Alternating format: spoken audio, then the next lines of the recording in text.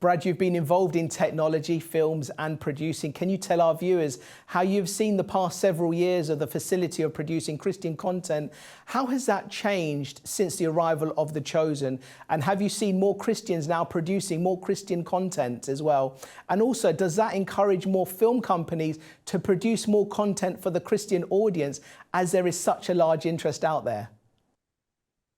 So what I've witnessed, since I've been involved over the last almost 4 years now, is that The Chosen has, I think, provided a courageous path for Christian filmmakers to say, oh, I really could, for example, cast non-Christians in a show because they can just be great performers, right? And they can elevate the storytelling. I think so often Christian filmmakers might have felt constrained.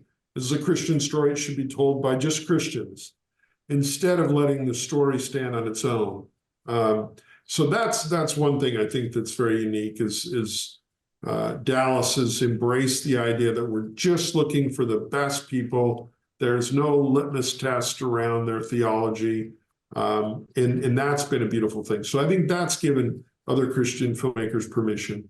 I would say, though, the biggest change in the media market as a whole nowadays is that, as you mentioned, technology has had such an impact. The Christian audience is a subset of the larger audience. And so if you're making a Marvel movie, you can afford to make a $200 million movie because so many people will be watching it, they can repay you for that investment. So by default, we have to make movies and television series of this type on a much smaller budget. But technology has made it possible for us to achieve the quality we would not have been able to achieve before. So there are a lot of what we call CG effects in The Chosen.